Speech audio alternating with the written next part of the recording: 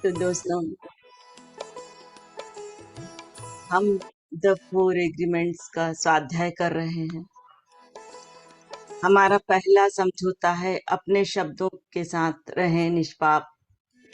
चल रहा है तो हमेशा अभी तक हमने देखा कि किस तरह से हमारे को अपने शब्दों का प्रयोग करना है, किसी को दुख नहीं पहुंचाना है, केवल सकारात्मक शब्द ही बोले, किसी के लिए भी बोले तो तो अब ये लेखक बताते हैं कि मैं अपने शब्दों को निष्पाप रखूंगा। इस समझौते को अपने जीवन में उपयोग में लाना, यह संपूर्ण रूप से आप पर निर्भर करता है। इसलिए इस बीज को अपने जीवन में विकसित करें। इसी से आपके मन में प्रेम के बीज विकसित होंगे।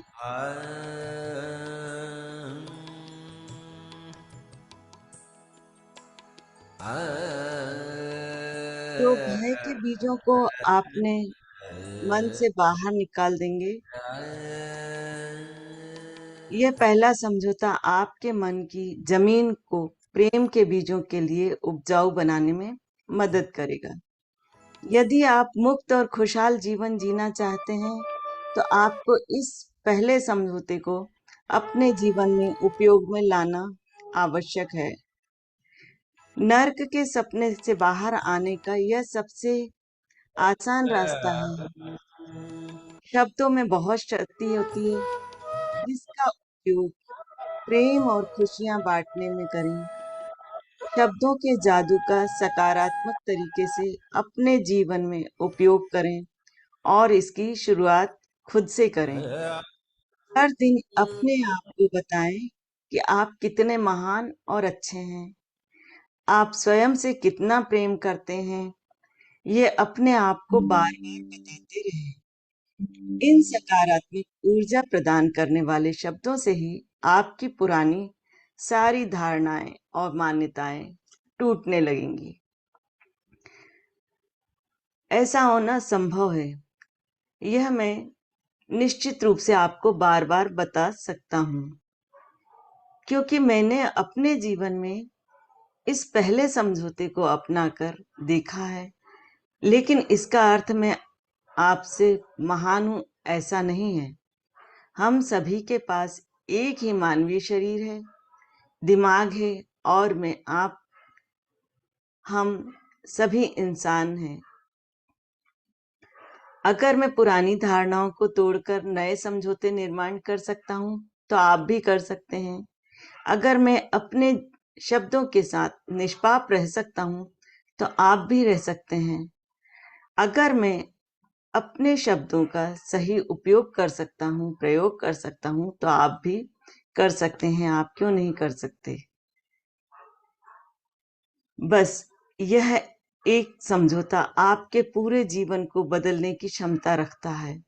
शब्दों का निर्दोष होना आपको निजी स्वतंत्रता, सफलता, भरपूरता की ओर ले जा सकता है।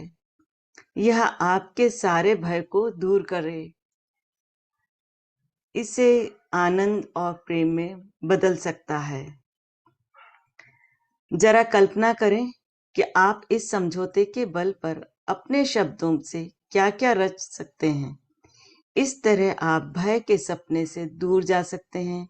आप आजादी और खुशी का सपना देख सकते हैं, वैसा जीवन जी सकते हैं। आप नर्क के सपने में जीने वाले हजारों लोगों के बीच भी स्वर्ग में जी सकते हैं, क्योंकि आप पर उस नर्क का प्रभाव नहीं पड़ेगा। निश्चित ही अपने शब्दों के प्रति निष्पाप रहने से आप स्वर्ग के राज्य में प्रवेश कर सकते हैं। तो दोस्तों, अगर हम अपने विचार सकारात्मक रखते हैं, तो कितने भी अगर नकारात्मक लोग हमारे आसपास हैं, कितनी भी नकारात्मक बातें करें, अगर आप सकारात्मक हैं तो वो आपको प्रभावित नहीं करेंगे। तो हमेशा हमें इसके प्रति अवेयर रहना है। यह हमारा शब्दों का बताया है लेखक ने।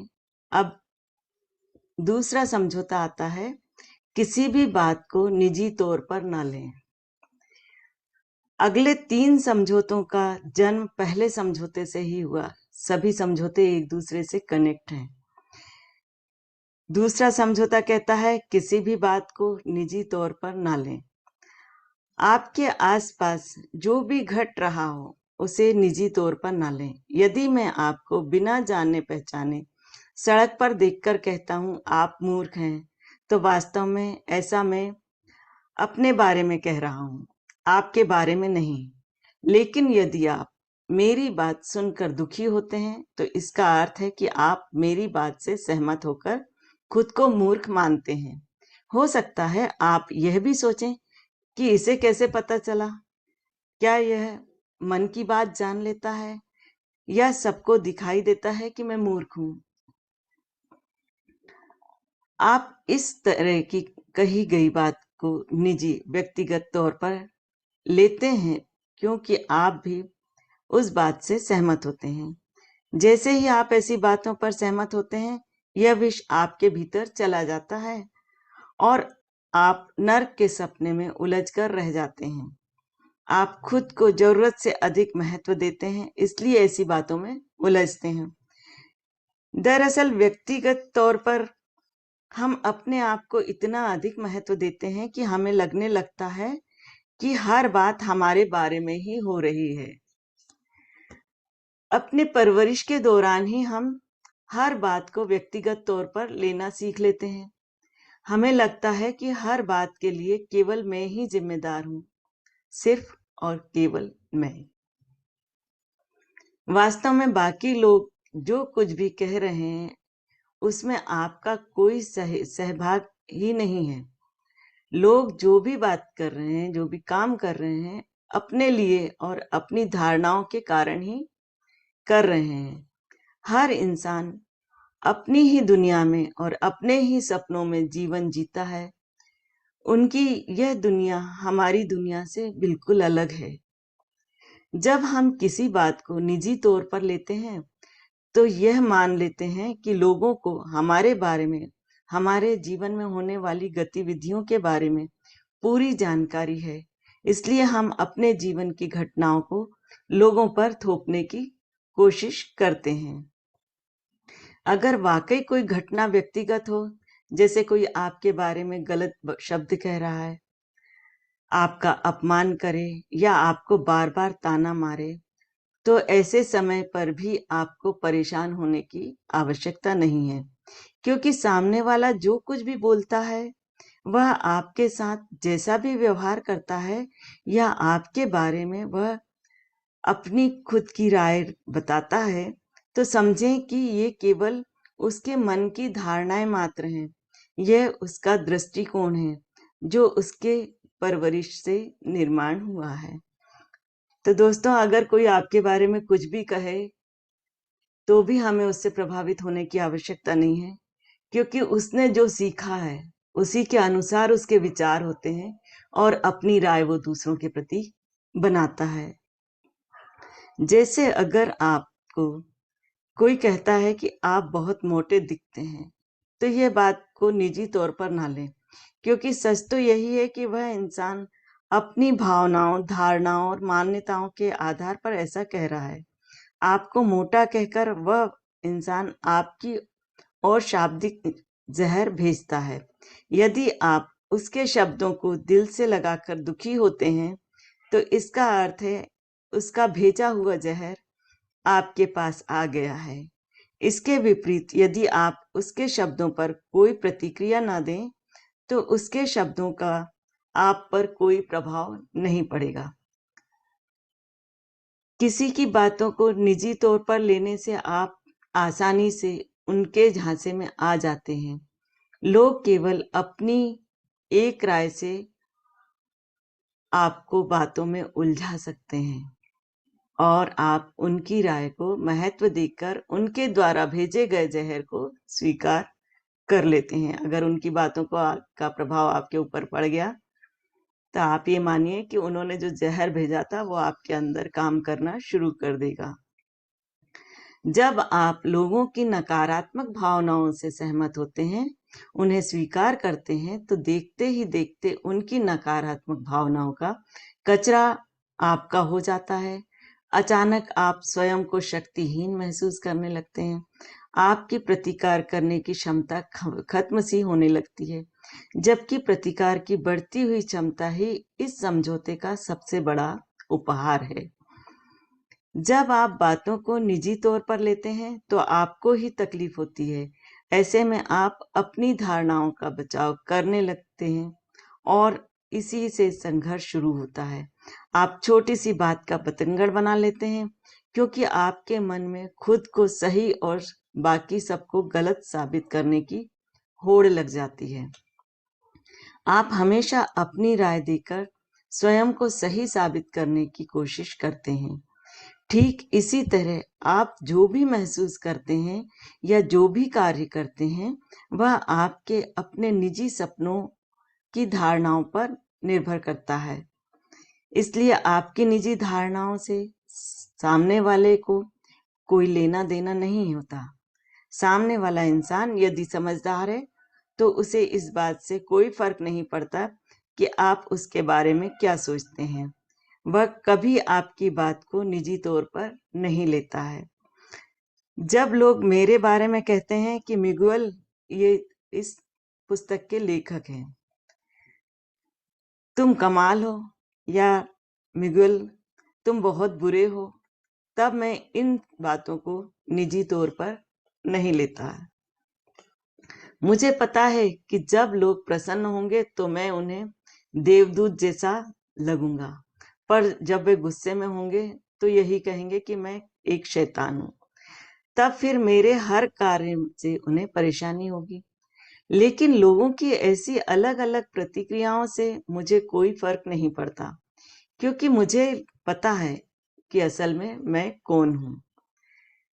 मेरी ऐसी कोई चाहत नहीं है कि लोगों ने मुझे मैं जैसा हूं वैसा ही स्वीकार करना चाहिए। मैं कितने अच्छे काम करता हूं या कठिन से कठिन काम भी मैंने कैसे हिम्मत के साथ पूरे किए हैं, अपने बारे में लोगों से ऐसी बातें सुनने की मुझे कोई उम्मीद नहीं है। मैं सामने वाले की किसी भी बात को निजी तौर पर नहीं लेता। आप जो भी सोचते हैं या जो भी महसूस करते हैं, ये आपकी समस्या है। आप अपने दृष्टिकोण से दुनिया को देखते हैं, इसलिए उसका मुझसे कोई संबंध नहीं है। तो सब कुछ हमारी सोच पर ही डिपेंड करता है। कोई कितना भी कुछ भी बोले, आपको अपने आप को जानना है कि आप स्वयं क्या हैं। हर इंसान की अपनी अलग एक राय होती है। बचपन से उसकी कई धारणाएं बनती हैं, इसलिए वह इंसान मेरे बारे में जो भी सोचता है वह सच ही है, ऐसा जरूरी नहीं है। ये सब पढ़कर शायद आप ऐसा कहें कि मिगुएल, आपने जो भी लिखा है उसे पढ़कर मुझे तकलीफ हो रही है, लेकिन सच्चाई यह है कि मैंने इस पुस्तक में जो भी लिखा है उससे आपको तकलीफ नहीं हो रही है, बल्कि मेरे शब्द आपके पुराने घावों को छू गए हैं और आपकी पुरानी दुखद भावनाएं उभर कर आ गई हैं। इस वजह से आपको तकलीफ हो रही है।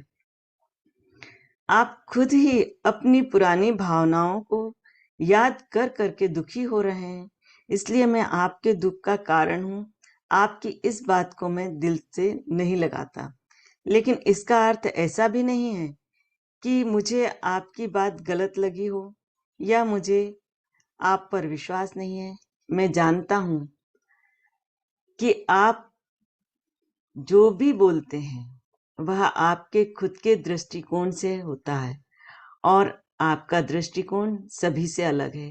तो दोस्तों, सबका दृष्टिकोण अपना अपना अलग होता है। हर व्यक्ति के प्रति उसका दृष्टिकोण उसके व्यवहार पे डिपेंड करता है कि उसके साथ उस व्यक्ति ने कैसा व्यवहार किया है। उस दृष्टिकोण से वो देखता और बात करता है। एक ही व्यक्ति को कुछ लोग पसंद करते हैं, कुछ लोग पसंद नहीं करते, क्योंकि वो उनके विषय में राय बना लेते हैं इस कारण। तो आज के लिए इतना ही। तो ओवर टू यू, प्रिय।